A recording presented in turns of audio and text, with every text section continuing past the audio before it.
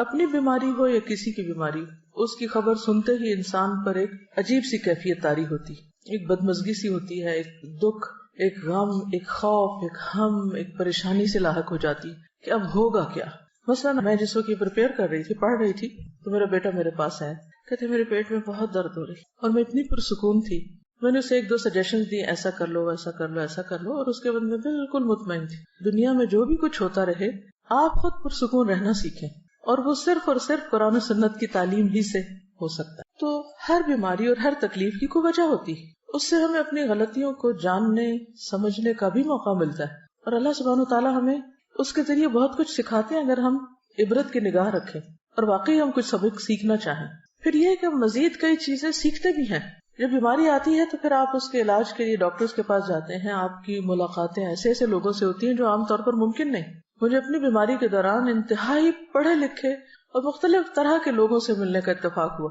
تو جب بھی میں کسی نئے ڈاکٹر کے پاس، بہت لرنڈ شخص کے پاس جاتی، تو میں سوچتی کہ کیا اس بیماری کے بغیر میں اس سے ملاقات کر سکتی تھی؟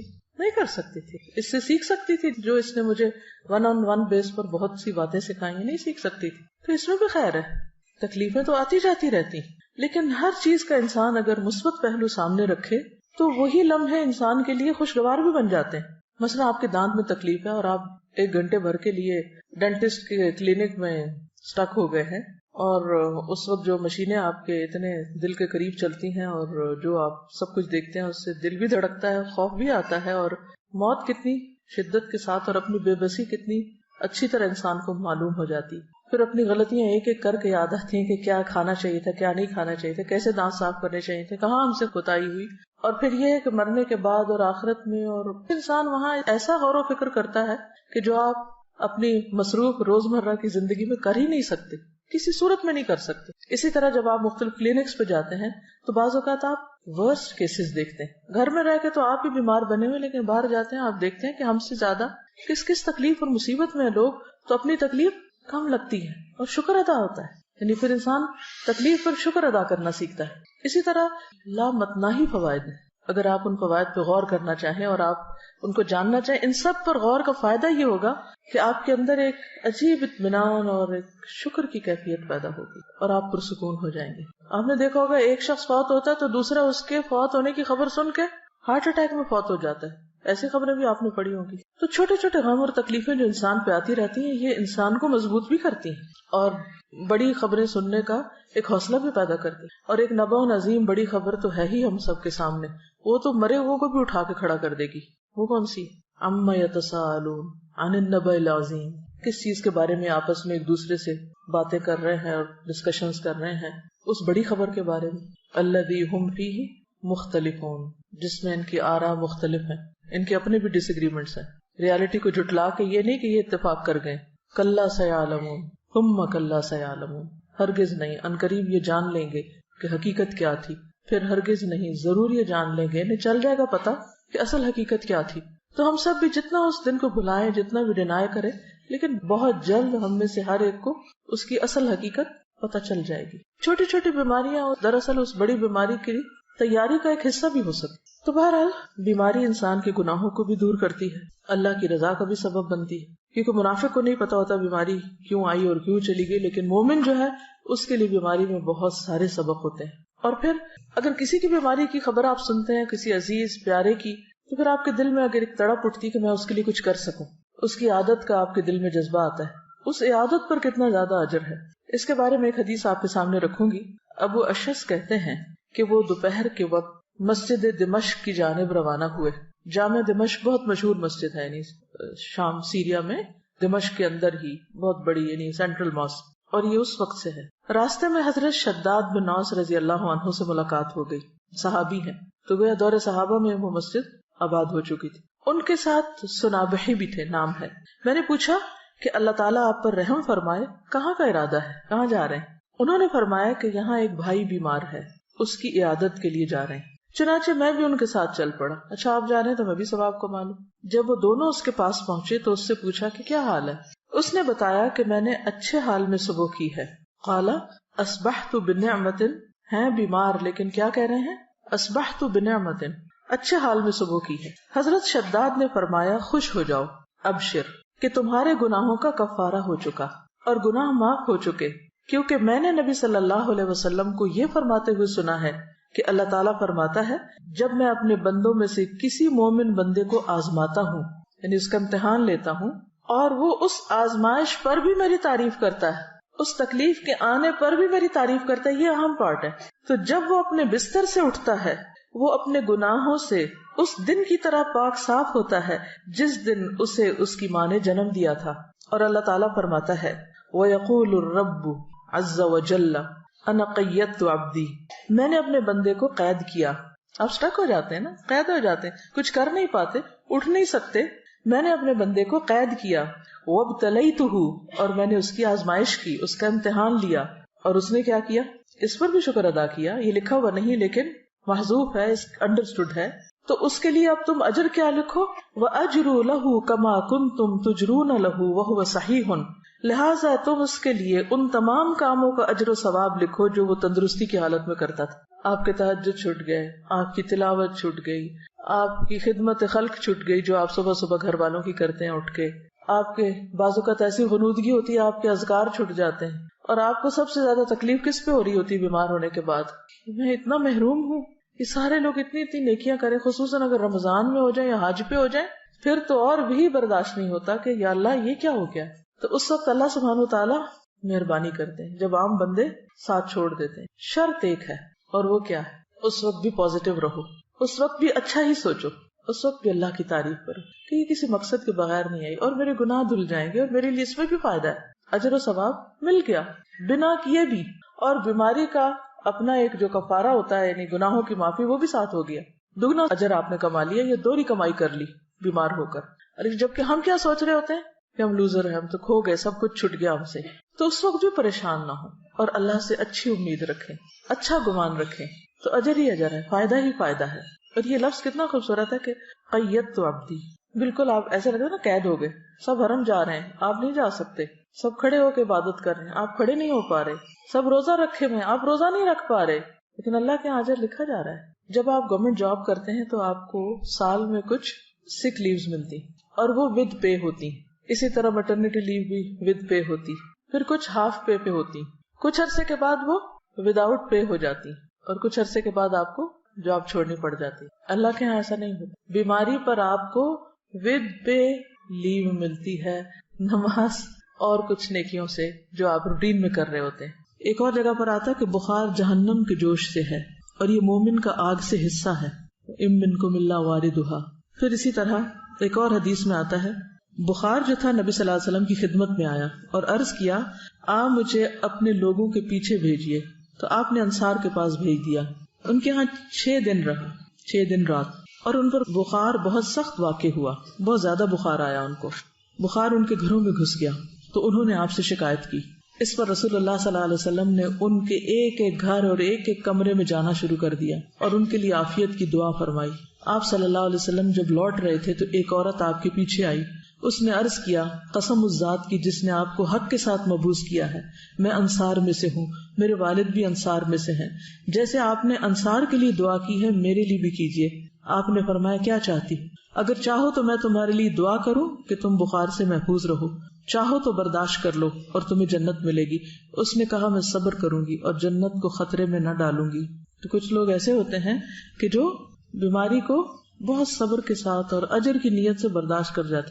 اس کا مطلب نہیں کہ انسان بیماری میں دعا نہ مانگے یا کسی کو دعا کے لیے نہ کہہ سکتا ہے، لیکن یہ یاد رکھے کہ اگر جتنا عرصہ اس کے لیے بیماری ہے یا بیماری میں مبتلا ہے وہ اس کے لیے اجر کا ذریعہ بن رہی ہے۔ نبی صلی اللہ علیہ وسلم نے فرمایا خوش ہو جاؤ، مومن کے مرض کو اللہ تعالیٰ کفارہ اور اپنی رضا کا سبب بنا دیتے ہیں، اور فاجر نافرمان گناہگار اس کا مرض ایسا ہے جیسے اونٹ کہ اس کے مالک نے اسے باندھ دیا اور اس کے بعد چھوڑ دیا، اسے نہیں خبر کیوں باندھا اور اسے نہیں پتا کیوں چھوڑا، بخار کیوں آیا اور کیوں گیا۔ وہ حدیث بھی یاد رکھیے کہ رسول اللہ صلی اللہ علیہ وسلم ام صائب کے ہاں تشریف لائے۔ آپ نے فرمایا اے ام صائب تجھے کیا ہوا، تم کانپ رہی ہو، جیسے ملیریا ہوتا نا۔ اس نے عرض کیا بخار ہے، اللہ اس میں برکت نہ کرے۔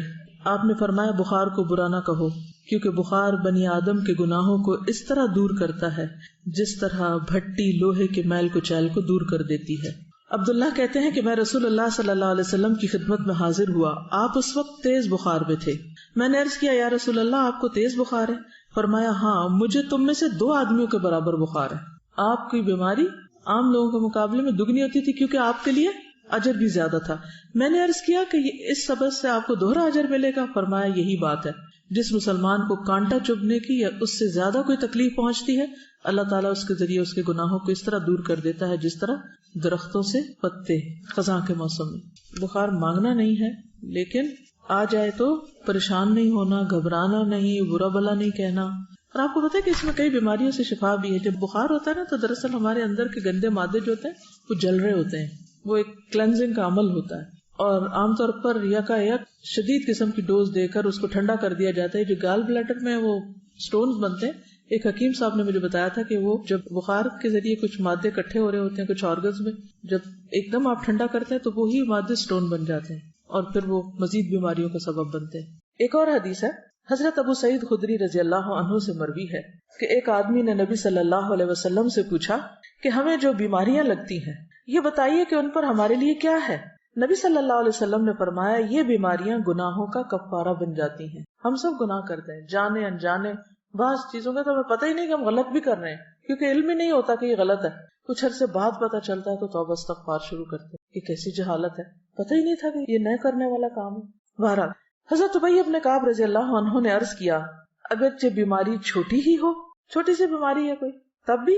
نبی صلی اللہ علیہ وسلم نے فرمایا ہاں اگرچہ ایک کانٹا ہی چبھ جائے یا اس سے بھی کم. یہ سن کر حضرت ابی بن کعب رضی اللہ عنہ نے اپنے متعلق یہ دعا کی کہ موت تک ان سے کبھی بھی بخار جدا نہ ہو. کیا دعا کی؟ کہ مجھے ہر روز بخار ہو. اور یہ کون ہے دعا کرنے والے؟ ابی بن کعب, عالم صحابی ہیں, کاتب وحی ہیں, لیکن وہ ایسا بخار ہو کہ حج اور عمرہ, جہاد فی سبیل اللہ اور فرض نماز با جماعت میں رکاوٹ نہ بنے.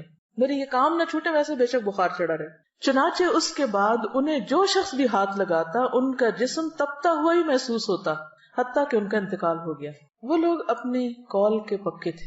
ہم لوگ ایک وقت میں ایک بات کرتے ہیں یا اللہ ایسا ہو جائے, اور جب وہ ہو جاتا ہے تو پھر ہم سب گھبرا اٹھتے پر کہتے ہیں یا اللہ ایسا کیوں ہوا اور ایسا نہ ہو. تو اس لیے جو بھی دعا مانگے سوچ سمجھ کے مانگے اس چیز کو جسے آپ نبھا سکیں.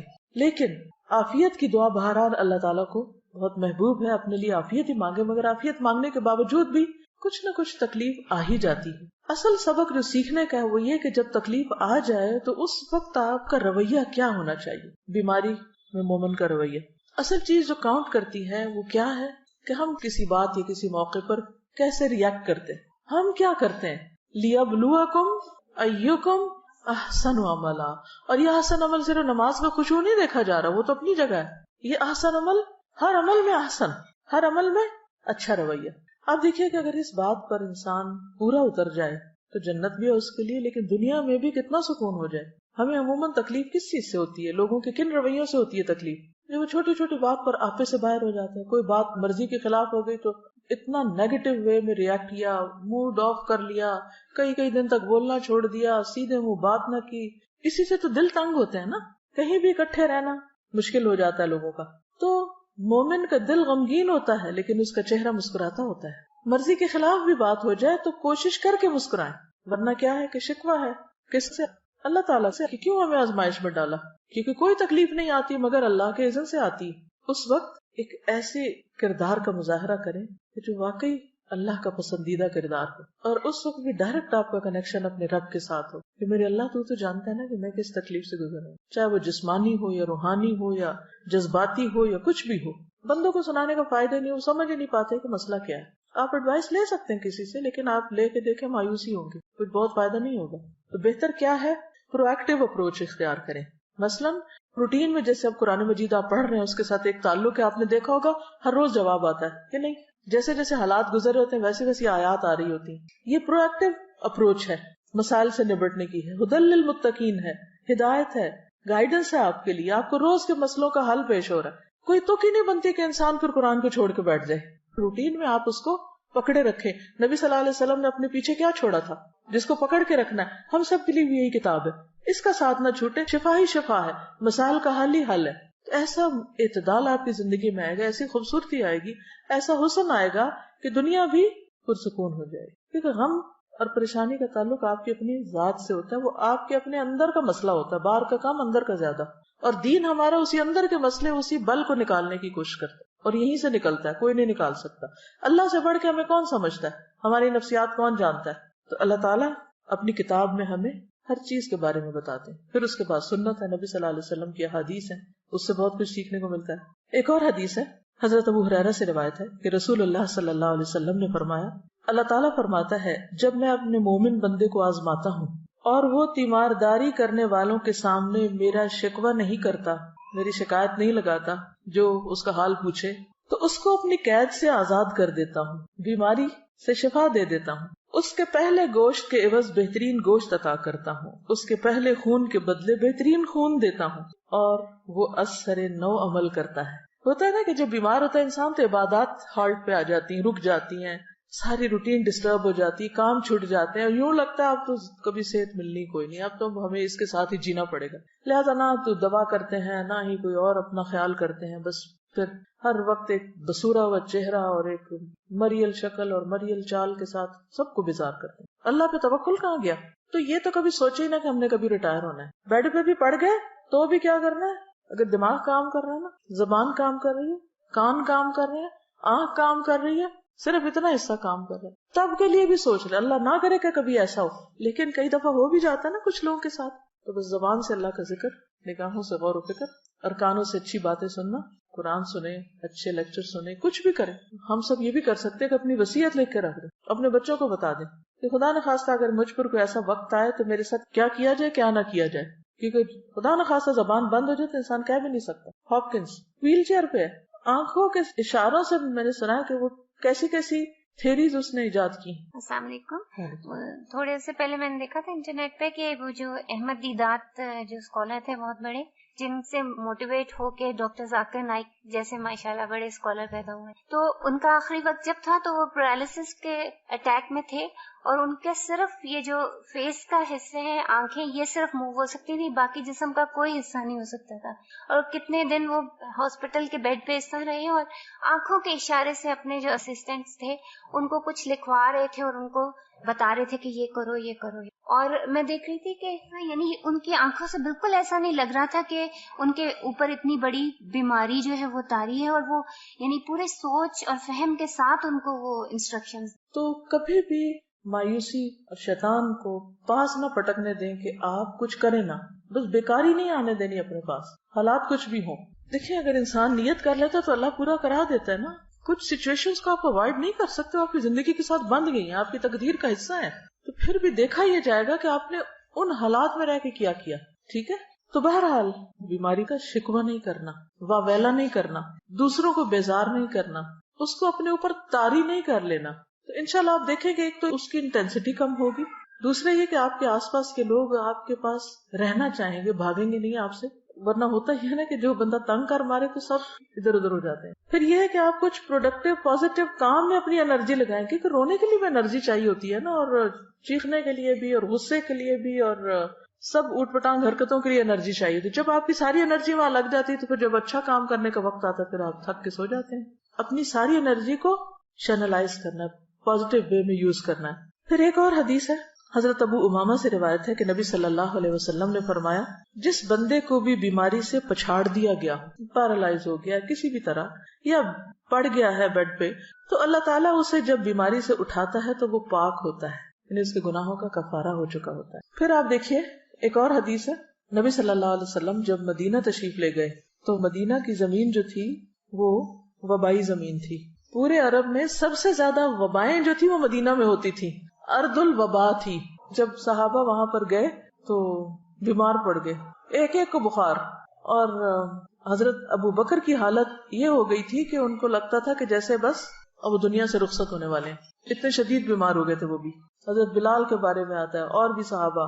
تو نبی صلی اللہ علیہ وسلم نے اس موقع پر کیا کیا تھا؟ نبی صلی اللہ علیہ وسلم نے مدینہ کے لیے برکت کی دعا کی اور کہا کہ یہاں کے بخار کو جوفہ کی طرف لے جائے، یعنی کہ غیر آباد علاقے کی طرف وہاں چلا جائے، یہاں نہ ہو.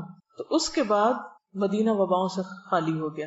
عن عائشہ رضی اللہ عنہا قالت لما قدم رسول اللہ صلی اللہ علیہ وسلم المدینہ بعث ابو بکر وبلال فكان ابو بکر اذا اخذته الحمى يقول كل امرئ مصبح في اهله والموت ادنى من شراك نعله وكان بلال اذا اقلع عنه الحمى يرفع عقيرته يقول الا ليت شعري هل ابيتن ليلة بواد وحولي اذخر وجليل وهل اردن يوما مياه مجنة وهل يبدون لي شامة وطفيل قال اللهم لعن شيبة بن ربيعة وعتبة بن ربيعة وأمية بن خلف كما أخرجونا من أرضنا إلى أرض الوباء ثم قال رسول الله صلى الله عليه وسلم اللهم حبب إلينا المدينة كحبنا مكة أو أشد اللهم بارك لنا في ساعنا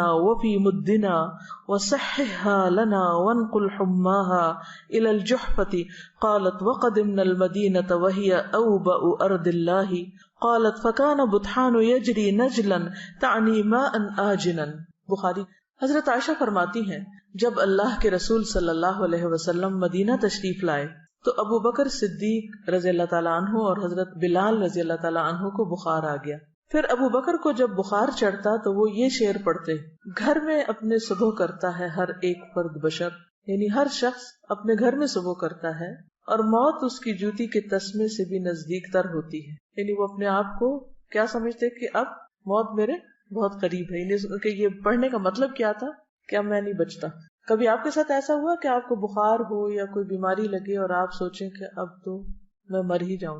یہ بہت ایک نیچرل سی فیلنگ ہے، ہر شخص اس کیفیت سے گزرتا ہے، کچھ زیادہ کچھ کم، لیکن یہ خیال صحت کی حالت میں کم آتا ہے اور بیماری کی حالت میں زیادہ آتا ہے. تو حضرت ابوبکر نے بھی اپنے انہی جذبات کا اظہار کیا کہ ہر شخص اپنے گھر میں صبح کرتا ہے اور موت اس کی جوتی کے تسمے سے زیادہ قریب ہوتی ہے. اور بلال کا بخار جب اتر جاتا تو وہ رو کر بلند آواز سے یہ پڑھتے. یوں لگتا ہے کہ جیسے کوئی ملیریا کی قسم کا بخار تھا کہ چڑھتا ہے اور اترتا ہے، تو رو کر بلند آواز سے یہ شعر پڑھتے کاش پھر مکہ کی وادی میں رہوں، کیونکہ ہجرت کر کے مدینہ آئے تھے. کاش پھر مکہ کی وادی میں رہوں ایک رات، سب طرف اگے ہوئے ہوں وہاں جلیل اذخر نبات. اذخر ایک گھاس ہوتا ہے جس میں خوشبو ہوتی ہے اور وہ اپنے مردوں کو دفن کرتے ہوئے ان کے ساتھ بھی رکھتے تھے، اور جلیل بھی اسی طرح گھاس کی قسم ہے. اور پیو پانی میں جنہ کا جو ہے آب حیات. یہ مکہ سے چند میل کے فاصلے پر مر الزہران کے قریب ایک مقام ہے، اسے سوق حجر بھی کہتے ہیں، وہاں پر یہ پانی تھا. یعنی وہاں کا پانی ہوتا ہے نا، کچھ چشمے مشہور ہو جاتے ہیں اچھے پانی. کاش پھر دیکھوں میں شامہ اور طفیل. یہ مکہ سے 30 میل کے فاصلے پہ 2 پہاڑ ہیں، تو ان کا ذکر. وہاں پہاڑوں کے بھی نام ہیں، جیسے کسی پہاڑ کا نام لیجیے، جبل ابو قبیس، اور جبل کعبہ، جبل احد، جبل عیر، جبل نور جس میں غار حرا ہے. تو بہرحال یہ 30 میل دور پہاڑوں کے نام ان کو معلوم ہے اور ان کو یاد کر کے رو رہے ہیں. مکہ تو مکہ ہے. اچھا، یہ جو جبل احد ہے یہ مدینہ کے ایک طرف ہے، اور اس کے بالکل اپوزٹ سائڈ پر جہاں سے وہ شروع ہوتی ہے نا، اس کی ذوالحلیفہ کے پاس، اگر کبھی آپ جائیں وہاں احرام پہنتے ہیں دوبارہ عمرہ کرنے کے لیے، تو عیر اس کے قریب ہے. اب جہنم کے پہاڑوں میں سے بہت عجیب سا پہاڑ ہے، دیکھ کے ایک وحشت ہوتی ہے. کالے رنگ کا پہاڑ ہے، جبل احد لال رنگ کا ہے، جیسے لال اینٹوں کا رنگ ہوتا ہے نا، اسی قسم کا. اور عیر اس کے اپوزٹ. تو اس کو میں دیکھتی اور آنکھیں بند کرتی، دیکھتی اور آنکھیں بند کرتی کہ اللہ تو محفوظ رکھنا اور یہ نہ ہمیں دکھانا. کیونکہ تپتی دھوپ کے اندر وہ کالے رنگ کا پہاڑ، اور پہاڑ کی بھی یوں چوٹی نہیں ہے، اوپر سے ایسے اسٹریٹ سا ہے، عجیب سا لگتا ہے دیکھ کے. تو یہ جہنم کے اندر ہوگا. اصل میں اللہ تعالیٰ نے دنیا میں انسان کو کچھ ایسی چیزیں دکھائی کہ جس سے وہ اپنے ان گھروں کو بھی یاد کر لے. ہوتا ہے نا کہ ہم جنت تو نہیں دیکھ سکتے، جہنم تو نہیں دیکھ سکتے، لیکن جب یہ کہا جاتا ہے کہ یہ ٹکڑا جنت کے ٹکڑوں میں سے ہے، یا پہاڑ جنت کے پہاڑوں میں سے ہے، یا یہ دریا جو ہے وہاں سے جاری ہوئے ہیں، اور یہ جہنم کی وادی میں سے ہے، تو پھر وہ ایک عجیب طرح کی فیلنگ آتی ہے جو خالی سنتے رہنے سے نہیں آتی، دیکھنے سے ایک اور بات بنتی. تو بہرحال حضرت بلال جو تھے وہ یہ شعر پڑھا کرتے تھے اور کہا کہ اے میرے اللہ، شیبہ بن ربیعہ اور عتبہ بن ربیعہ اور امیہ بن خلف، ان مردودوں پر لعنت کر جنہوں نے ہمارے ملک سے ہمیں نکال کر وبا کے ملک میں دھکیل دیا. مدینہ کیا تھا؟ وبا کا ملک. رسول اللہ صلی اللہ علیہ وسلم نے یہ سن کر فرمایا، یا اللہ، مدینہ بھی ہم کو مکہ کی طرح یا اس سے بھی زیادہ محبوب بنا دے. یعنی ہمیں مدینہ سے بھی محبت دے دے، یا مکہ سے بھی زیادہ دے دے. یا اللہ، ہمارے سا اور مد میں برکت دے دے، پیمانے ہیں. اور مدینہ کی ہوا صحت بخش کر دے. یہ جملہ غور کیجئے، مدینہ کی ہوا صحت بخش کر دے. اور وہاں کا بخار جوہفہ میں لے جا. جوہفہ بھی میقات پر ہے. حضرت عائشہ فرماتی ہیں ہم جب مدینہ میں تھے تو سارے ملکوں سے زیادہ وبا وہاں تھی. پھر فرمایا کہ مدینہ میں بطحان ایک نالا تھا، اس میں بہت ہی تھوڑا بدمزہ اور بدبودار پانی بہتا رہتا تھا، لیکن جب اللہ کے رسول صلی اللہ علیہ وسلم نے وہاں کے لیے دعا کی تو بہت سی نعمتیں وہاں پر اللہ تعالیٰ نے عطا کی. اور یہاں آپ نے جو دعا کی نا بہت دلچسپ ہے کہ مدینہ کی ہوا صحت بخش کر دے. مدینہ کی ہم کہتے ہیں نا ایئر میں کچھ ہے، ایسے بولتے ہیں نا عام طور پہ، جیسے مکہ جاتا ہے نا تو ایک دم فلو ہونے لگتا ہے یا کچھ، تو ہم کہتے ہیں یہ ایئر میں ہے، بس آپ کو چمٹنا اس نے کہیں بھی جا کے پکڑ لینا ہے. اسی طرح آپ نے بھی دیکھا ہوگا کہ جب کوئی شخص ایک خاص علاقے میں رہ کر بیماری ہوتا چلا جائے تو عموماً کیا کہتے ہیں، جگہ تبدیل کریں. تو پھر جو ہی جگہ تبدیل کرتا ہے بیماری چلی جاتی ہے. آپ نے بھی شاید اس کا پرسنلی ایکسپیرینس کیا ہو، ایک جگہ پہ رہ کے آپ کو مثلا کسی کو خارش لگ جاتی ہے، کسی کو کوئی اور، کسی کو نیند نہیں آتی کسی خاص علاقے میں، الرجیز ہوتی ہیں، تو وہ اس الرجی کے موسم میں وہ پولن ہوا میں ہی ہوتا ہے نا، پھر وہاں سے وہ چلے جاتے ہیں تو وہ ٹھیک ہو جاتے ہیں. دوسری جگہ وہی لوگ ہوتے ہیں بالکل ٹھیک ہوتے ہیں، کچھ بھی نہیں ہوتا ان کو. تو ہوا بھی اللہ کے حکم پہ معمور ہے، اس کو حکم ملتا ہے، اور یہ ساری چیزیں ان دیکھیں معلوم نہیں کیا کچھ ہمارے آس پاس کر رہی ہوتی. تو اس حدیث سے ایک تو دعا کی فضیلت بھی پتہ چلتی کہ انسان کو دعا مانگنی چاہیے. اب ایک وبا آ گئی ہے کسی ملک میں تو ہم ٹھیک ہے ویکسینیشن بھی کریں اور بھی بہت سی احتیاطی تدابیر کریں، لیکن اس کے ساتھ ساتھ دعا کریں کہ اللہ تعالیٰ یہاں کے موسم کو اچھا کر دے.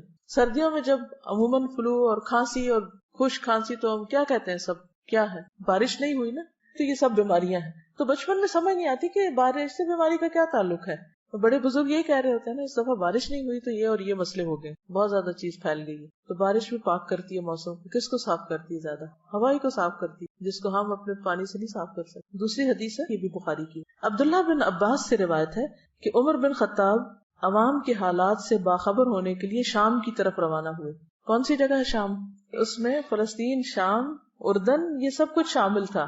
ٹھیک ہے، شام صرف موجودہ شام نہیں. جب بھی شام کا لفظ آئے نا تاریخ کی کتابوں میں تو ساتھ ہی یہ بات یاد رکھیں کہ شام سے مراد فلسطین، اردن، موجودہ شام، یہ سب علاقے اس میں آتے ہیں. وہ خود کہاں رہتے تھے حضرت عمر؟ مدینہ. تو وہاں سے ٹریول کر کے شام جا رہے تھے. کیوں جا رہے تھے؟ لوگوں کو ملنے کے لیے، لوگوں کے حالات جاننے کے لیے. ٹھیک، یعنی سرکاری دورے پر. جب سرخ میں پہنچے، ایک شہر کا نام ہے، تو لشکر کے سردار ابو عبیدہ بن جراح اور ان کے ساتھیوں سے ملاقات ہوئی. وہ وہاں پر تعینات تھے. تو انہوں نے خبر دی کہ شام کے ملک میں وبا شروع ہو گئی ہے، طاعون پھیل گیا تھا. ابن عباس کہتے ہیں کہ عمر رضی اللہ تعالیٰ عنہ نے یہ سن کر مجھ سے کہا اگلے مہاجرین کو بلا لو. تو میں نے انہیں بلایا. عمر نے ان سے مشورہ کیا اور ان سے بیان کیا کہ وہاں طاعون شروع ہو گیا. اگلے مہاجرین سے مراد کون ہے؟ سابقین، یعنی کہ جو درجے میں بلند ہیں یا ہر جگہ جن سے مشورہ کیا کرتے تھے، جو اسلام میں سبقت لے گئے تھے. تو انہوں نے اس سے اختلاف کیا حضرت عمر کی رائے سے. کوئی کہنے لگا ہم ایک ارادے سے نکلے ہیں، اب طاعون سے ڈر کے واپس چلے جائیں، یہ ہمیں مناسب معلوم نہیں ہوتا. کسی نے کہا آپ کے ساتھ وہ بڑے بڑے صحابہ ہیں جو باقی رہ گئے ہیں اور ان کی زندگی قیمتی ہے، ہم مناسب نہیں سمجھتے کہ آپ انہیں لے کے وبا کے ملک میں چلے جائیں، وہ بھی سارے ختم ہو جائیں گے. یعنی چند سینئر صحابہ ہیں. عمر نے کہا اچھا اب تم جاؤ، میں نے تمہاری رائے سن لی. پھر انصار کو بلایا. حضرت عمر نے ان سے مشورہ کیا. انہوں نے بھی مہاجرین کی طرح اختلاف کیا. کوئی کہنے لگا آگے بڑھو، کسی نے کہا لوٹ چلو. یعنی لوگوں کا اوپینین مختلف تھا. کوئی کہتا تھا نہیں جائیں گے، کوئی کہتا تھا نہیں واپس. اچھا، ایک بات تھی کہ صحابہ بہت سچے لوگ تھے. جو ان کے دل میں ہوتا تھا وہ ان کی زبان پہ، جو ان کی رائے ہوتی تھی وہ بے لاگ ہوتی تھی کہ یہ ٹھیک ہے یا نہیں ہے. پھر کہا یہاں قریش کے کچھ بوڑھے لوگ ہوں گے تو ان کو بلا لو، یعنی ان مہاجرین میں سے جنہوں نے مکہ فتح ہونے سے پہلے یا فتح مکہ پر ہجرت کی تھی. میں نے انہیں بلایا. انہوں نے ایک زبان ہو کر یہی رائے دی کہ آپ کا واپس جانا ہی مناسب ہے، واپس جائیں، اور وبائی ملک میں لوگوں کو لے جا کر پڑاؤ ڈالنا مناسب نہیں. یہ سنتے ہی حضرت عمر نے کیمپ میں منادی کرا دی کہ میں صبح کو اونٹ پہ سوار ہو کر مدینہ کی طرف لوٹوں گا. صبح ایسے ہی ہوا. عمر ساتھیوں کے ساتھ مدینہ کی طرف لوٹ چلے. ابو عبیدہ بن جراح کہنے لگے کیا اللہ کی تقدیر سے بھاگتے ہو عمر، واپس جا رہے ہو؟ عمر نے کہا اگر یہ کلمہ کوئی اور کہتا تو میں اسے سزا دیتا. ابو عبیدہ بن جراح جو تھے بہت سینئر صحابہ میں سے تھے، امین الامہ کہلاتے ہیں. تو ان کی بات کو انہوں نے سنا اور صبر حوصلے سے سنا. جواب میں کہا ہم اللہ کی تقدیر سے بھاگتے ہیں، مگر کدھر بھاگتے ہیں؟ اسی تقدیر کی طرف. ابو عبیدہ یہ تو بتاؤ اگر تمہارے پاس اونٹ ہو اور تم ایک نالے پر پہنچو جس کے دونوں کناروں میں ایک کنارہ تو سرسبز ہو اور دوسرا سوکھا خشک، اور تم سرسبز کنارے میں اونٹ چراؤ تو یہ اللہ کی تقدیر سے ہوگا، اور اگر خشک کنارے میں چراؤ تب بھی اللہ کی تقدیر سے ہوگا. بہرحال تقدیر سے تو نہیں نکل سکتے. ابن عباس نے کہا اس کے بعد ایسا ہوا کہ عبد الرحمن بن عوف آئے. وہ ان مشوروں میں شریک نہیں تھے, کام کاج کے لیے کہیں گئے ہوئے تھے. انہوں نے یہ سب باتیں سن کر کہا میرے پاس تو اس مسئلے میں دلیل موجود ہے, تم لوگ آپس کی باتیں کر رہے ہو, میرے پاس ٹیکسٹ ہے, نص ہے. میں نے رسول اللہ صلی اللہ علیہ وسلم سے سنا. اس کی عربی بتا دیتی ہوں. اذا سمعتم به بأرض فلا تقدموا عليه واذا وقع بأرض وانتم بها فلا تخرجوا فرارا منه قال فحمد الله عمر ثم انصرف. مطلب کیا ہے کہ حضور صلی اللہ علیہ وسلم نے کیا فرمایا, وہ دلیل کیا تھی؟ آپ فرماتے تھے جب تم سنو کسی ملک میں وبا پھیلی ہوئی ہے تو وہاں نہ جاؤ, اور اگر اس ملک میں پھیلے جہاں تم ہو تو وہاں سے بھاگ کے مت جاؤ. یہ سن کر عمر اللہ کا شکر بجا لائے کہ ان کی رائے حدیث کے مطابق تھی, اور وہ مدینہ کو شر صدر کے ساتھ واپس لوٹ گئے. اس سے کیا باتیں پتہ چلتی کہ جہاں وبا پھیلی بھی ہو وہاں نہیں جانا چاہیے, اور اگر وہاں رہتے ہیں آپ تو وہاں سے بھاگ کر کہیں اور نہیں جانا چاہیے. وہ کیوں؟ وائرس دوسری جگہ منتقل ہو جائے گا. تو اس سے کیا پتہ چلتا ہے کہ ایسے مواقع پر احتیاطی تدابیر کرنا دین کے عین مطابق ہے, خلاف نہیں ہے. ٹھیک ہے, اپنے آپ کو ہلاکت کی جگہ سے بچانا, نقصان سے بچانا, اپنی جان کا دفاع کرنا, اپنے جسم بدن صحت کا دفاع کرنا, یہ بھی دین کا حصہ ہے. اس میں مجھے جو بہت زیادہ بات فیسینیٹ کی حضرت عمر کی شخصیت کے اوپر ہے کہ نکلے ہیں, مسئلہ پیش آیا ہے, خود سے ہی نہیں فیصلہ کر لیا. کیا کیا؟ سب سے اکٹھا نہیں کیا, ایک سے کیا, دوسرے سے کیا, کیونکہ اگر بہت بڑا گروپ ہو مشورہ دینے والا تو وہ پھر صرف بحث مباحثہ شروع ہو جاتا ہے. تو انہوں نے مہاجرین سے الگ کیا اور انصار سے الگ کیا, پھر ان میں سے بھی جو سلیکٹڈ لوگ تھے ان سے پھر الگ کیا, پھر اس سب کے بعد جو سن کے ان کی رائے بنی اس پر عمل کیا, اور پھر عبد الرحمن بن عوف نے جب حدیث سنائی تو اس پر شکر ادا کیا. ایک اور بات پتہ چلتی ہے کہ صحابہ جو تھے اللہ کے رسول صلی اللہ علیہ وسلم کی بات آنے کے بعد کوئی اختلاف نہیں کرتے. اب وہ جو کہہ رہے تھے کہ نہیں چلو چلو آگے ہی چلو, انہوں نے جب سنا کہ نبی صلی اللہ علیہ وسلم نے یہ فرمایا تو پھر کوئی نہیں ملتا کہ حضرت عمر کو کسی نے برا بلا کہا ہو یا کسی اور کو. ورنہ تو ہمارے یہاں کیا ہوتا ہے, اگر کسی نے کوئی ایسا فیصلہ کر لیا تو ساری زندگی اس کو تانے دیے جاتے ہیں کہ تم نے کیا کیا, تم بزدل فلاں موقع پہ بھاگ گئے تھے. بعض اوقات سارے لوگ کچھ کہہ رہے تھے, ایک شخص کی رائے بڑی صائب ہوتی, تو یاد رکھیں کہ بعض اوقات کسی معمولی انسان کی رائے جو ہے وہ اتنی صائب ہوتی ہے کہ بڑے بڑے عقل مند پیچھے رہ جاتے. اس سے اللہ تعالیٰ یہ بھی دکھاتا ہے کہ تم عقل کل نہیں ہو, اور سارا علم تمہارے ہی پاس نہیں ہے, اور ساری سمجھ کے مالک صرف تم نہیں ہو, کوئی اور بھی ہو سکتا ہے. اس لیے بھی ضروری ہے کہ کوئی معمولی درجے کا شخص ہو یا کوئی بہت اعلیٰ, دونوں کو توجہ دی جائے. میں نے ایک روایت سنی تھی, مجھے نہیں معلوم اس کا کیا درجہ تھا کیا نہیں, بہت بہت چھوٹی تھی جب سے یہ بات سنی تھی کہ اگر آپ کسی شخص کی کنگھی استعمال کریں گے تو آپ اور اس کے درمیان اختلاف پڑ جائے گا. مجھے اس بات میں ایک حکمت نظر آئی, چاہے اس کی کوئی شرعی دلیل یا کوئی طبی دلیل نہ بھی ہو, لیکن بات یہ ہے کہ کنگھی ایک پرسنل یوز کی چیز ہے. بعض لوگوں تو گھر میں ایک کنگھا رکھا ہوتا ہے, برش, سارا گھرانہ اسی سے کر رہا ہوتا ہے. ایک آیا وہ شیشے کے آگے کھڑا ہو گیا, دوسرا آیا اسی نے یہ سب خوب لڑتے ہیں آپس میں. لڑائی کس لیے ہوتی ہے کہ اس میں ایک یہ حقیقت ضرور ہو سکتی ہے کہ ایک میلا چھوڑ گیا, ایک نے بال اس میں چھوڑ دیے, پھر وہ گما دی, اٹھائی یہاں سے رکھی کہاں, تو وہ پھر یہ چیزیں لڑائی کا سبب بن جاتی ہیں. اس میں کئی اور اسباب ہو سکتے, ضروری نہیں کہ وہ اس کے اندر کچھ گھس جاتا ہے جو لڑنے کے قابل بنا دیتا ہے بندے. پھر اسی طرح حضرت عقبہ بن عامر سے روایت ہے کہ نبی صلی اللہ علیہ وسلم نے فرمایا دن بھر کا کوئی عمل ایسا نہیں ہے جس پر مہر نہ لگائی جاتی ہو. یعنی وہ ایک طرح سے ریکارڈ ہو رہا ہے, سیو ہو رہا ہے ڈیٹا سارا. چنانچہ جب مسلمان بیمار ہوتا ہے تو فرشتے بارگاہ الہی میں عرض کرتے ہیں کہ پروردگار تو نے فلاں بندے کو روک دیا ہے, حبستہ, اسے قید کر دیا, اب وہ کچھ کر نہیں سکتا, دوڑ نہیں سکتا. اللہ تعالیٰ فرماتا ہے کہ اس کے تندرست ہونے تک جیسے اعمال وہ کرتا ہے ان کی مہر لگاتے جاؤ, یا یہ کہ وہ فوت ہو جائے. یعنی روٹین میں جو وہ کرتا تھا, بیمار ہو گیا تب بھی وہ مہر لگاتے جاؤ انہوں نے ایریاز میں. آپ کی ڈیلی ڈائری جو ہے اس پہ اسٹیمپ لگتی جاتی ہے. شرط کس بات کی کہ آپ ایک روٹین میں ریگولر کچھ نہ کچھ کرتے رہیں, تاکہ فرشتوں کو بھی پتا ہو کہ کون سے تھے وہ کام جو آپ نہیں کر پا رہے. اب ایک اور حدیث میں آتا ہے, رسول اللہ صلی اللہ علیہ وسلم نے فرمایا جب کوئی بندہ بیمار ہوتا ہے یا سفر میں جاتا ہے تو اس کے وہ تمام عمل لکھ دیے جاتے ہیں جو وہ حالت قیام اور زمانہ تندرستی میں کیا کرتا تھا. اور صبر کا اجر کہ قیامت کے دن جب آزمائش والوں کو ان کی مصیبتوں کا بدلہ دیا جائے گا تو اہل عافیت تمنا کریں گے کاش ان کی کھالیں دنیا میں کینچیوں سے کاٹ دی جاتی, تاکہ ایسا اجر ملتا ہے جو صبر کرنے والوں کو ملا ہے. اور پھر جو بیماری پر صبر کر جائے تو اس کے لیے جنت ہے. جیسے وہ ایک خاتون آپ کی خدمت میں حاضر ہوئی اور اس نے کہا کہ اللہ کے رسول صلی اللہ علیہ وسلم مرگی کا دورہ پڑتا ہے مجھے، تو آپ دعا کیجیے کہ میں ٹھیک ہو جاؤں. تو فرمایا کہ اگر تم چاہو تو میں کر دیتا ہوں، ورنہ اس کے بدلے تمہارے لیے جنت ہے. اس نے کہا کہ ٹھیک ہے، میں یہ نہیں کہتی مگر یہ کہ میرا پردہ جو کھل جاتا وہ نہ کھلے. تو آپ نے اس حصے کے لیے دعا کر دی. پھر اسی طرح جنت میں بھی درجات کی بلندی کا سبب ہے بیماری.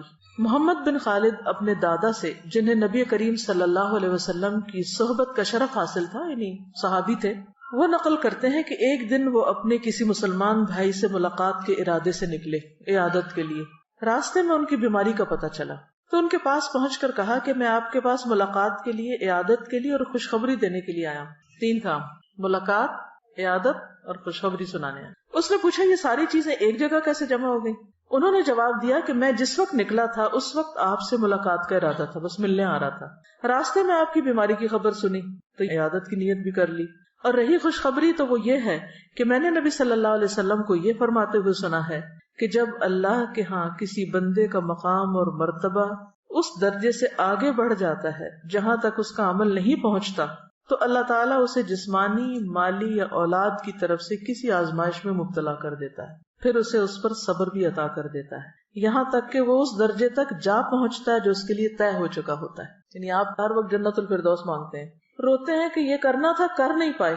یعنی کئی لوگوں کو لٹرلی روتے ہوئے دیکھا ہے جو واقعی سچے دل سے کہتے ہیں کہ ہمارا دل چاہتا ہے ہم یہ بھی کریں، یہ بھی کریں، یہ بھی کریں، لیکن ہم اسے ہو نہیں پا رہا. کبھی بچے چھوٹے ہیں، کبھی بیماری آ گئی ہے، کبھی کوئی اور وجہ بن گئی، عمل نہیں ہو پا رہا، کام کر نہیں پا رہے، کرنا چاہتے ہیں. اب عمل کے ساتھ تو اس درجے کو پا ہی نہیں سکتے کیونکہ وہ وقت نہیں ہے، موقع نہیں ہے، یا قابلیت نہیں یا صلاحیت نہیں.